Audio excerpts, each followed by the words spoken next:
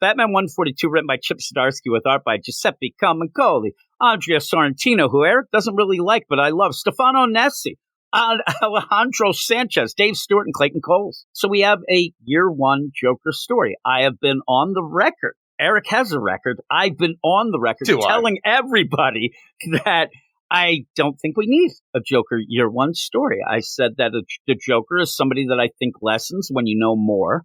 And I like to think of him as a mystery. I'll even go as far as saying almost like a supernatural type thing involved. But I don't want that to be nailed down either. I like to think that. I like to think, oh, how could he do that? Oh, and the idea of he's so crazy he knows the multiverse. All this stuff going on, I think, is what makes him great. More definition of the character, I think, lessens it. So I was worried about this. Then I get into it. I'm like, the hell are we doing in the future? I don't know what's going on. Well, even the idea, if you want to have a Joker year one story, you can argue that we just did have that, a reimagining of it through Tom King's Batman the Brave and the Bold story. Yeah, and that just ended. I actually was shocked. I think it just ended, but you also have a Joker year one story and his jokes and riddles, the way that plays out, especially in the timeline. Story. Well, it was a weird deal because it came a year after 0 year.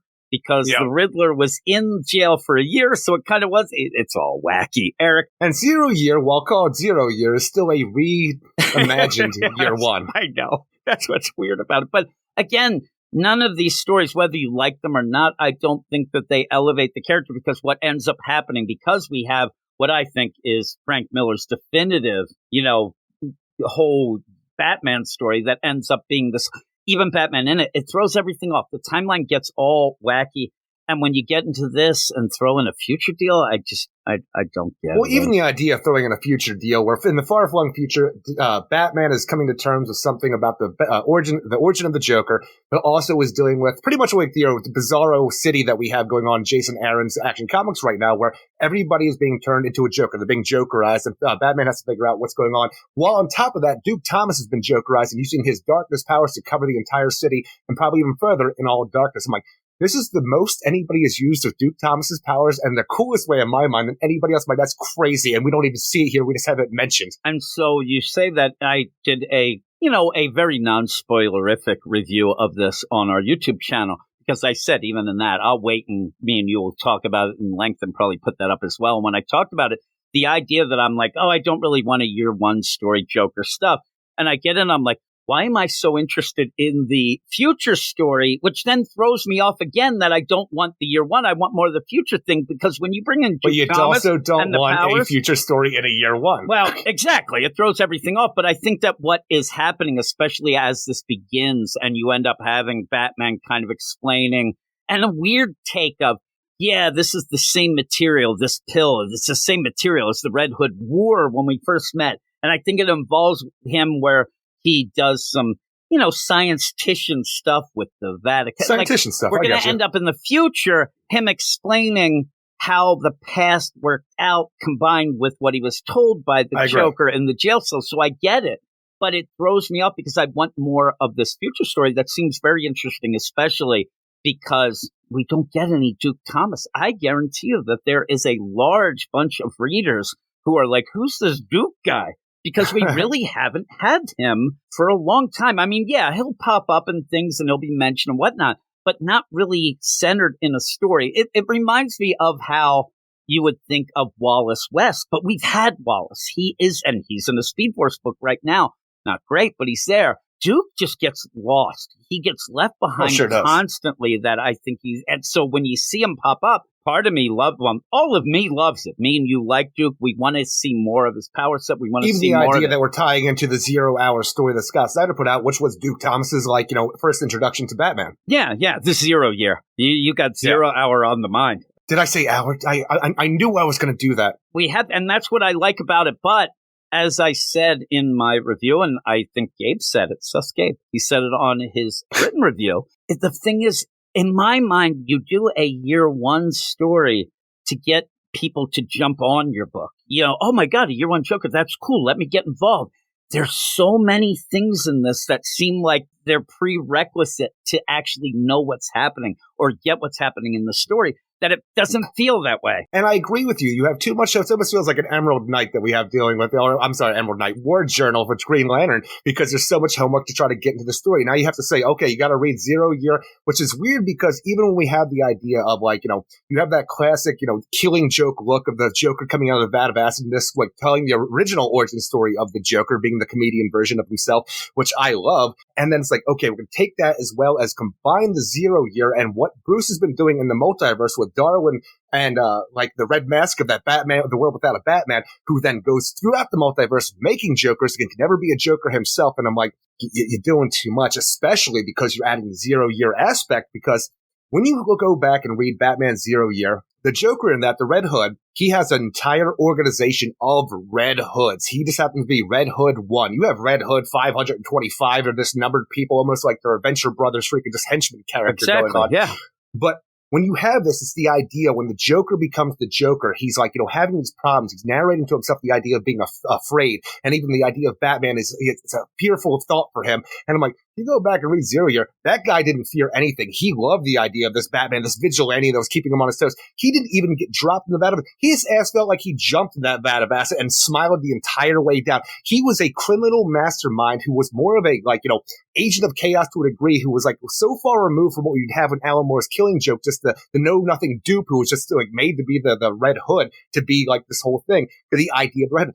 You have all of these things merging, but they don't fit together properly because you are merging all these different aspects of the character that don't jive. And you're merging those together. We're not done, because then you actually have to almost forget if you read the 3 Jokers, because that's going to be involved in a new retelling. You have to forget that. So you have to learn some things, forget others. And then not only that, Eric, it's almost like I'm selling like sham wow.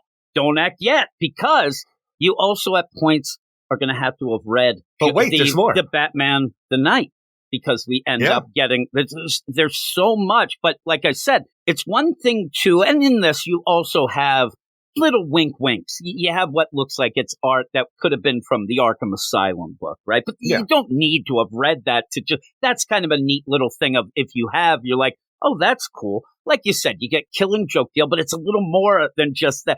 And then when you start adding all these things, and it's add this, subtract that, do that, you even have a feel at a point with Gordon more of a Batman Year One coming out of that, and how he's been trying to, or even 0 Year for how he was. So all those. And while usually what I'll say with some of these things is, because that's the thing too. On top of the idea of the 0 Year, which had different stories going on, because you started out with the Red Hood stuff to go into Savage City with the Riddlers first to take over the city, where everything became the Savage Land of Gotham, essentially, where he took over for a long-ass time. I want to say year, but I don't remember how long it was. It was a long time that seemed like the Riddler had a stranglehold on the city. But you have all of that going on top of the idea of who Gordon is now, with the position he has in the police department, how people see him working with the vigilante, who he believes saved the damn city, and like everybody else didn't do shit. So they hate him for this, but you have to read all of that too to get the idea of who this Gordon is and how people see him as well. And it's hard to separate yourself from things that you have read. You know what I mean? But what you usually get with these things, and we say it a lot, like, oh, listen, you read the story, and you can enjoy it. But if you knew the other things, ooh, it gets so much better. This is more than that. This feels more than just, oh, you'll like it more if there are things that are just thrown at you with names that you would not know, and almost feel like they're there to, oh, I better look that up and I better do that. It just feels like there's so much, and that's the problem with a story like this, and why I brought up Batman even at the beginning, because obviously when you get a Joker story like this, you're going to have Batman. But that intersects with all of these other Batman stories, and we're at a point when you go back and try to tell this new story, there's so many other things that you have to be involved with, and it's just like, why? And a lot of people, when they talk about this, is just why? Why is this story even here? Besides the point of it being, another road bump. What is the road bump? Speed bump, like a Night Terrors with a K, like a Gotham. Like this story of Chip Zdarsky, Zoran R., all that, it just keeps getting meandered and stalled, and this time it seems like it's him doing it. we could blame and other at least people this on feels the like it will tie into what Joker knows during the Zura and R stuff of our previous story arc in Chip Zdarsky's Batman run, and how he knows what he does. So that we're going to get in now with the idea of like the people who train Batman as well, at least one specifically. But even the idea where you go back, because Batman right away when he sees this pill that he breaks open that looks like 2 Red Hood helmets, right? Why is there 2, not 3? And he's like, years ago I confirmed that Red Mask, the Joker who never became the Joker from that multiversal world without a Batman. Years ago, I confirmed that the Red Mask inadvertently created triplicates of the Joker. And I'm like, the hell you say? Because I know that Chip Zdarsky wants to redo the 3 Joker story in his own way, in continuity, even though I still consider the old one in continuity. But that's not for this. Now, I went back as well to go read the final issue of that story arc that Chip Zdarsky wrote. And in that, I don't know if you or I or anybody else really got the idea, because when the Joker became the Joker, and that through Red Mask's intervention of like going through the mind and multiverse of people and influencing Jokers to become that, there was a panel on there where there were 3 Jokers. But the way it was, I assumed, and I still like even looking at it then, I'm like, that it was just the progression of the Joker walking up the hill and laughing. No, we talked about it because he was walking away. Yeah, we said that. We said, oh, this is weird. And actually, we question it because a lot of times with art, to show somebody in motion, you will show... Yeah. But we said, that's like, weird. There's 3 Jokers. That's odd. And that's exactly what it is. But I don't understand how Red Mask, through his machinations of doing things throughout the multiverse, somehow triplicated the Joker of our Earth Zero. And when we talked about it, if I remember right, it was like something like, we thought it was a wink-wink. Oh, that's a wink-wink. Right. They're Jokers. But instead, Chip Zdarsky has said that DC and himself, they want to redo the 3 Jokers. It's such a weird thing to want to redo. I just don't get it. Even the idea where you have it brought back up here, where you see the continuation of that scene where you have 3 Jokers after they crawl out of the vat of acid and they're sitting there losing their damn mind, ha-ha-haing it up and stuff like that. It looks, because of this brief moment we get to see it, that one of the Jokers kills the other 2. So are they going to pop back up like he didn't kill these other 2? Why are we doing 3 Joker stuff where it seems like, oh yeah, here's 3 Jokers. Oh yeah, he murdered them. Yeah, I don't know. Or did he then get him in the multiverse? Is it some schizophrenic thing of the mind like Zur-En-Arrh? I don't know how they're playing it. I've read sites talking about this to think that they're just, other Red Hood like soldiers that were Jokerized as well as Red Hood 1. So I don't even know if anybody knows what's going on in this whole thing, or even the idea of the continuation of the 3 Jokers being actually just this version of the Joker triplicated, as Chip Zdarsky says. But the idea, though, that we start out in the future, we see that broken pillar that looks like 2 Red Hoods. I can at least say that at least, because Batman's confused, like, why not 3? Why only 2? It looks like this Joker Year 1 story will be the Joker getting into power while his Red Hood gang moved on after his supposed death, where you have Red Hood number 2, who's now the leader of the gang, who wants to kill the former leader. So you're going to have that almost Joker war aspect, or at least a Red Hood war between these 2 leadership factions of the gang that's still going on. Well, that really tells me that I should have had that Joker War song, Eric. Now you're getting me upset. But when you see that thing with the pill, I don't know why, but when I'm reading this, and it's the first page. So I'm not really fully into what's happening or where, and that part isn't even in a 0-year-esque thing. This is a future thing, but it did remind me of that Scott Snyder crap when we'd have like a fly's eye that we would see at points, or like these weird... Dude, I'm telling you, I went back and reread a lot of stuff. I had to deal with that. I'm skipping through it just to get the Red Hood stuff. That's what that reminded me of, where I'm like, oh, and then I thought it's a shame because maybe you could get, not Scott Snyder involved, obviously, but maybe you could have Greg Capullo do a couple things in this because it ties back to that stuff, but they didn't. But you have art. I thought the art was pretty good. The problem is, I think that this issue is more confusing than anything else. I think that most people, especially if you haven't read all those things, we have, but yet I read this and I can't get my footing. Some of these scenes progress too quickly. They end up where I have to sit there. And when I have to sit there and think, okay, where are we in this? Oh, what happened? You just get thrown out of the issue. So at the end of this, I really was more confused than anything. But I did like the idea of this future Joker apocalypse type deal with Duke. But the stuff from the year 1, and then I say, normally, I don't really love the idea of a Joker year 1. I keep saying that.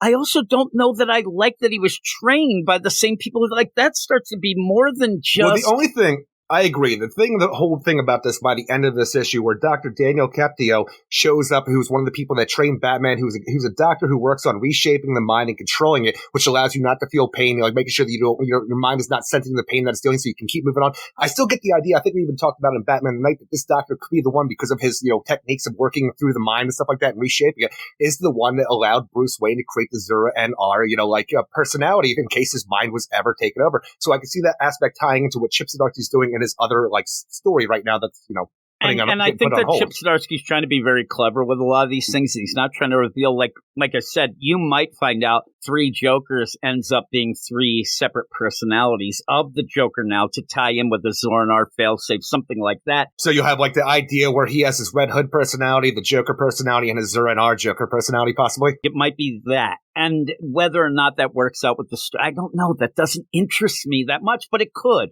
But it's weird because this book, at the same time, Chip Zdarsky is doing a story over at Marvel. He's doing the Avengers Twilight. And I felt the same way reading the first issue of that. Oh my God, I don't know what the hell is going on. What does this mean? And I don't know why you start something like that. But as just a way to tie it in, I did like the second issue of that. It did start to open things. And I hope that that's the same here. I want to like this. I want to be convinced beyond what I thought coming in. We don't need this to show me why you do need it. But I don't see it here. It just feels like just ideas thrown at you of hey, this would be cool. Hey, this would be neat. And then also homages to things, like I said, even Killing Joke or Arkham Asylum, things like that. And it just, even that with the art changing, though you just have 2 artists, but they have that changed look, it just throws me off. But when you start off with that play of, well, did the Joker just kill the other 2? What does that mean? What's going on? And then Not ambiguous, but I have to assume that right now because that's what it seems like. Then we get into the proper deal, and okay, it's okay. I mean, you end up having the Joker. He runs up to a lady, at the house and hey, Sally, I know, you got to believe me. I didn't mean to do this, and runs off. And they're which is crazy because right now he's crazed after his whole experience. And I really wish they actually would have had him experience the red mask looking at him through the multiversal doorway through the pond or something like that to really let you know that it's tied into that previous story. And this is why his mind is broken because of this whole aspect that made him because of this multiversal version of himself. But you don't even have that here. And even when you are tying in so heavily to 0 Hour, where it's completely 0 year. You keep saying God damn it. Zero year, but that's a completely different kind of pre-Joker Joker, the Red Hood, than anything you've seen before. And when he runs by talking about Sally, he then becomes the comedian from Alan Moore's Killing Joke, which is a completely different version of that character. And I don't know what to do because that guy just seemed in the zero year seemed like a psychopath who was always in the charge and knew exactly what to do and the kind of chaos that he wanted to throw out there. But, the Alan Moore stuff, the guy was just a failed comedian dupe who did what he did because he thought his wife and child were dead. And it's completely just a mishmash of ideas thrown together where I'm just is this an idea where you were this guy, but then this other personality took over the comedian? So that's the 3 Joker aspect too? And that's where I'm getting it. And that's where I'm getting this narration where he's no jokes. Come on, stop it. That might be. He puts on the flesh tone, flesh tone, but the Caucasian, makeup, almost like Jack Napier did in the Batman 89 movie. Jambi's hands, right? Jambi? Yeah, right? Kind of like that. Oh, Caucasian. But no, when you have this and he looks in the mirror, it's there you are. You can see the Red Hood persona that he might have had from 0 Year itself, but you don't know because the first thing he does is go to a bar, make some jokes to a guy who want to kick his ass, and then he starts killing people, but almost out of self-defense, not in the crazed kind of I'm doing this on purpose kind of a way, which only gets the attention of Dr. Captio, and that's the only thing it really seems, but I don't know who the character is through any of the interactions that we're dealing with in here. Even when he goes off for 6 months and just lives in an apartment for people he killed, growing a green freaking beard and just hanging out, deciding what he's going to do next. I don't know what you're trying to do with this first issue of the 0 Year and Joker Year 1, but it's just, is that the concept or is it just the mishmash of ideas that aren't playing together? I don't know. And that's where, and this is just a couple issues long, and so when you get it, I just get the idea. I don't know why you start with this play. He must think that he has this killer story. Oh my God, I'm going to blow people's minds. So let's confuse the shit out of them to start with. And then afterwards it makes it. But the first impressions are so important in things like this. And people who, unlike me and you are here for the long haul. We have different parts of the Chip Zdarsky run, but there's never a time where we'll stop reading and reviewing it here on the podcast. It's the big book. But there are a lot of people that I hear and they tell me, that they've had enough. And each time you stop something like this to go do something else, it is a jumping off point. But when you start confusing people, and I think that in my mind, I still think that people are a little less inclined to want a Joker year one story than to actually want it. And when you get into this, and most people's, whole reaction is, I don't understand what's going on and why we're doing this. That's not good. That's not a way. We thought that the Joker year one was just, they're going to throw the Joker in to try to get the sales up. But this seems like it's pulling against that by, hey, by the way, you have to know all of these things to go in and enjoy this. And even if you do, you still might not understand it because it's so confusing. It may work out, but is it going to be too late? I do think that 100% it is of the mind, which then will get people upset. Well, the Mobius chair was the one who spelled it. I think all of that. People were discussing this in the Slack. 3 Jokers started with the Mobius chair at the end of Darkseid War, telling Batman, hey, Mobius chair, what's the Joker's real name? Which one? There's 3. Oh, no, that doesn't really work with 3 things of a multi-personality. So that's probably just thrown out. But even the idea, because even right there, like, here's Red Mask, and for some reason what he was doing triplicated the Joker. I'm like, is that just it then? Did he just triplicate it for no reason? How's that going to tie into any kind of story going forward? But you got, I don't know, what would you call this? Castaway Joker sitting there in that house. He's crazy look. And then, like you said, when you get the makeup to kind of look different, like, oh, there you are. Again, this is all of the mind.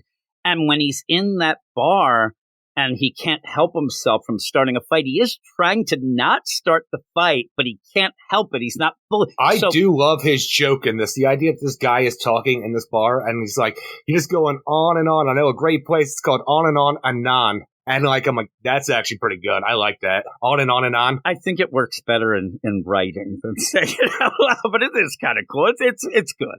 So I actually thought the play was, failed comedian, because that was bullshit, but it works. But you also go with that continuing deal of Gordon, liking the I don't know that we actually need that in this story. Like, there's a lot of stuff that he wants to show you to kind of tie it into everything else. And hey, look, this is where Gordon was. Well, even the idea of like, okay, we have an interim commissioner now that Loeb's gone in McLeod, and how's that going to act with it? Like, before the idea of the Red Hood gang, you had all of these different people in different parts of the city, like politics, like high position jobs, even in the police department. Members of the police were part of the Red Hood gang. Seems like maybe the idea is that we still have this going on in the background, but even after the Joker kills those people in the bar, we have a guy called 22 who was a part of the gang who recognizes his former leader, the boss. And even with that, though, this guy just kind of seems like a schlub and wouldn't be a high-ranking number like a 22. But the whole point was you keep your mask on. We don't do names or faces. That's why you're a number. So I don't know why anybody recognizes anybody when the whole point of it was that you don't talk about Fight Club. He's like, you don't talk about Fight Club. And again, though, he's putting this there because he wants to show that something in there is also not letting the crazy, wacky Joker kill this guy, saying, oh, no, he's a friend. Don't go crazy. Don't tell Joker. It's okay. But like you said, I don't think. And him actually even recognizing him anyway throws me off because I think the Joker would be nobody that would end up. Because he's not acting. It's that whole thing. Is you saw his chin. Maybe he's got that pointy-ass chin that's just recognizable. But even with a smeared, like, Caucasian made-up face, like, and he's not acting like the Joker was or the Red Hood was in 0 Hour. So here's it like 6 months later, and for something like, hey, boss, is that you? Yeah, and then the Joker just, hey, 22. Glorified Kevin, I'm like, it's both. He is a glorified Kevin. Both ways it feels weird, but to show that, okay, Joker has this guy 22, they're going to go, but also the gang has progressed. There's a new leader, even says, number 2. Yeah, number 2, and he's like confused. We got to kill the old boss now that he's come back from the dead. Yeah, and not that it is, but I'm really like, okay, this is kind of getting kind of like Rosenberg deal with the faux jump of this is faux leader, real leader. Oh, we got to kill him. I'm like, I don't know if I'm interested in this. I don't know that I really care about this whole thing. It just feels weird. You don't care about the Red Hood War? No, I don't care about the Red Hood gang war. Everybody get on the floor. Everybody, it's the Red Hood War. They're going to end up, well, we're going to do this job, but we're going to do it like the Red, gang. But we got to kill Joker because he's back, because he gets word of this. And I think it's all just too convoluted and getting away from what we kind of want to have explained. But we'll see, because you end up even in the background, even when you actually have Batman going on, all he's doing right now is cleaning up the power vacuum left behind from when the Red Hood went down, and Red Hood won at least. And you still have that gang going on, but you have offshoots going on like the Black Hood gang, the Grey Ghost, stuff like that he's trying to clean up as well. The Red Mask, which is crazy even because that's a callback to that multiversal world, the man who created the Joker, so it's weird as well. But it goes because, you go from Red Hood to Red Mask. I get it. Yeah. It's an easy then, jump. And you have Gordon, and that's where this, gang gets And even stopped. the black hood, mask, it's just they took the red hood mask they had when they were part of the gang and painted them black or dyed them black. Okay, let's go. All right. I guess it works. But when Batman does bring them down from this robbery, Gordon, who has been chastised for, almost like working with a vigilante. Yeah, not even working. They're making it seem like, man, you're in love with him. Oh my God, you better redo this report that happened at Ace Chemicals. Why don't you marry him?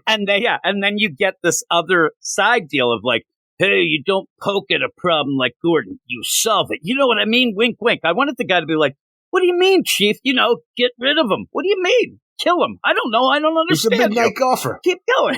Keeps going. He likes to drink his drinks without ice. He owns a paperclip factory.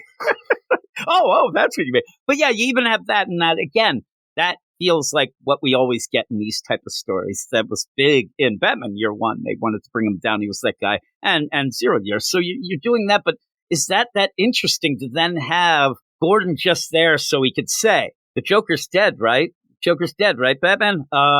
Maybe. Never found the body. Yeah, never found the body, and said that he even looked at the chemical and there should have been something left, bones, whatever, and there wasn't.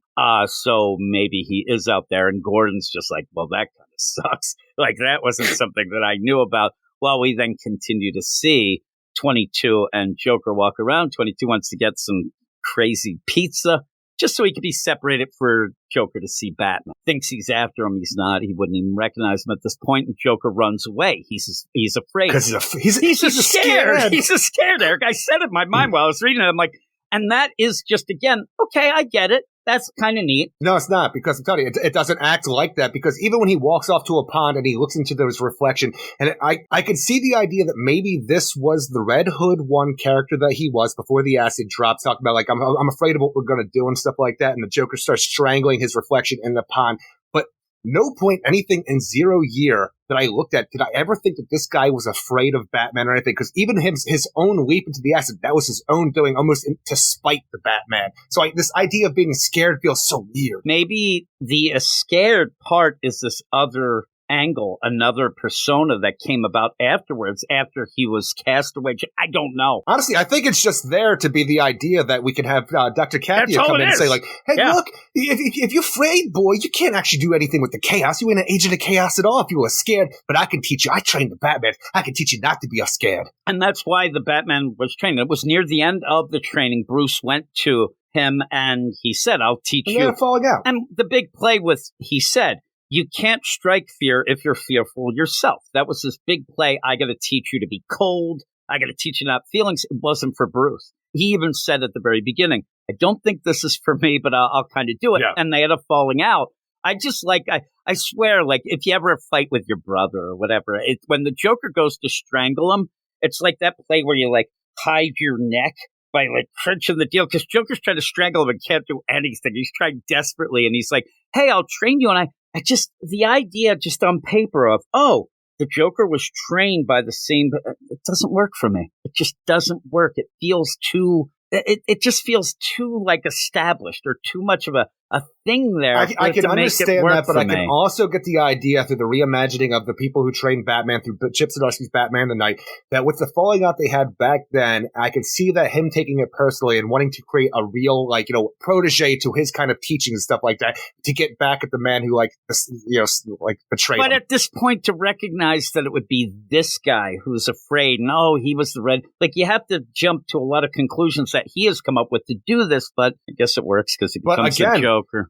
This man will tell you, and like people will verify, he is, like, technically, there's a lot of people that can claim this, but through what we're told through this, he is the smartest man in the world. So maybe he sees something more than the rest of us would. Is it me? A design. As this happened and I first saw him, I didn't even think right. I thought it was the Help. I was like, oh, we're going to have this bullshit. And I'm like, oh, thank God it's at least something from Chip Zdarsky. Like, here we go. But yeah, it just, I don't know. Again, that's the part. And all this is the Year One stuff that I don't really love or didn't think I wanted. But the little teeny bits of the, hey, and this is the future story where you have really little wink winks, Barbara Gordon as the commissioner of Batman Beyond type deal. That's cool. You end up having this, like, what looks like a vampire, but it's because of Duke. He has got all the light. He's absorbing it. And with that, the Joker in his last deal seems to have created this whole zombie Joker I don't know if he's apocalypse. absorbing or spreading darkness, because if you remember before, that one character with the League of Assassins, Ishmael,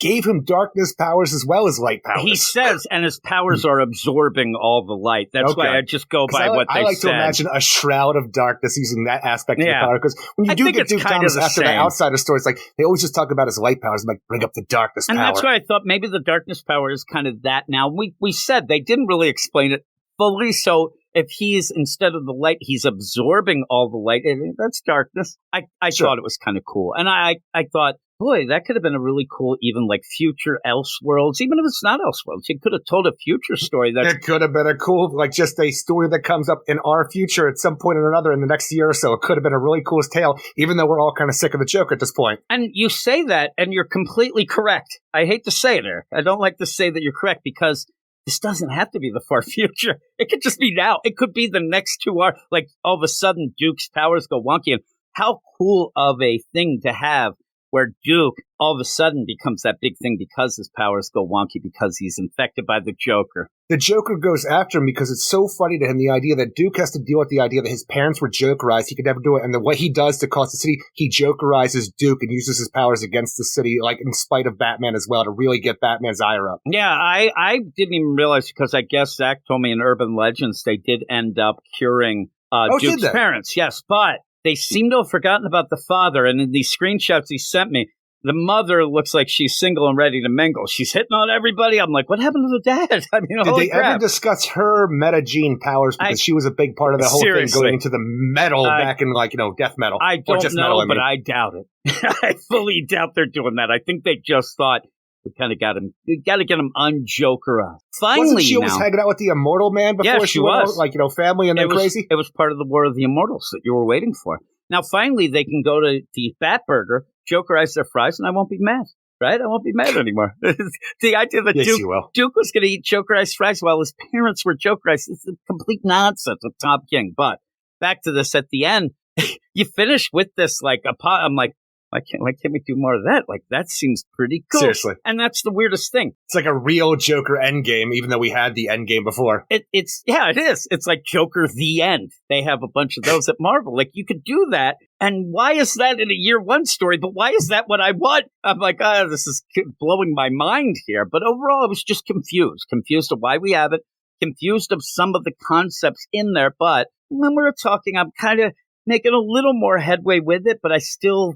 It's not for me, but I'm waiting. To it that I'm intrigued But it's a mess overall in all the concepts that it's throwing together and its presentation of it. I'm going to a 6 out of 10 in this, but I could go down to a 5.5. But I am having more fun just discussing these other angles. But on top of that, this could all just be bullshit that you and I are just like, trying to figure stuff out. Well, I'll also tell you, this is one of those issues that, unfortunately, the more I read, the less I like. Me and you talking has opened up my mind a little. Free your mind. But it's still like, I don't know about this. I really don't know. It's like, and I tried to use this quote in my video, I believe, or something. It's like when Leonardo, like, you got my attention, but you don't have my interest. Is that what he says, Eric? It's like that. It does have, sure. I'm intrigued, but am I really that interested? It's weird. 6 out of 10 as well. Weird science is the revolution.